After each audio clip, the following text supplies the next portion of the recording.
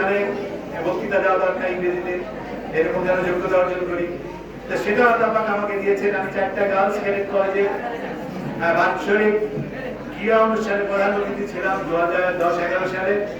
সেখানে আমি প্রধান অতিথি হিসাবে আমি ভাষণ দিয়েছি, বক্তব্য রেখেছি, তাদের কালচারাল অনুষ্ঠানে বক্তব্য রেখেছি। আমার সাথে অবশ্য আমার ওয়াইফ ছিলেন, এবং তাদেরকে বলেছি যে আমি যুদ্ধ জয় করে আমার দায়িত্ব আমি পূরণ করেছি, তোমরা কি করবে।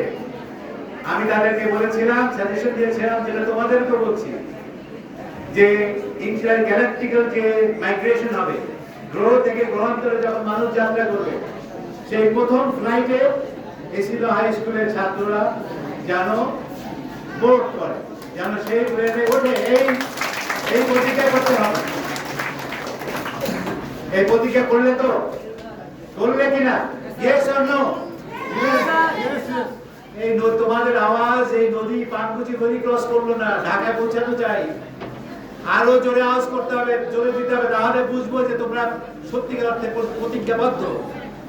তোমরা কি প্রতিজ্ঞাবদ্ধ হলে কি হলে না? Yes or no? এটা কেবল পিরোজপুর হয়ে যাবে, তাহলে তোমাদের ওই বুকিং কমপ্লিট হবে না। নিউ ইয়র্কে পৌঁছাতে হবে, তাহলে বুকিং হবে সেই ফার্স্ট ফ্লাইটে, সেই মঙ্গল যাত্রায়, মঙ্গল গ্রহের যাত্রায়, মঙ্গল গ্রহে মঙ্গল যাত্রায়। ঠিক না? তা তোমরা কি প্রতিজ্ঞাবদ্ধ হচ্ছ কি হচ্ছ না? Yes or no?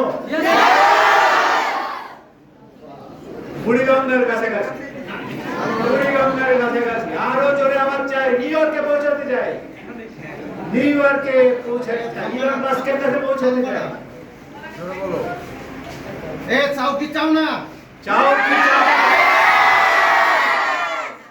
এবার মনে হয় ঢাকা ক্রস করলো। মাননীয় প্রধানমন্ত্রী নিশ্চয়ই চলে আসবেন, তোমাদের উন্নয়নের জন্য যা যা দরকার উনি সব কিছু দিয়ে যাবেন ইনশাআল্লাহ। ওকে।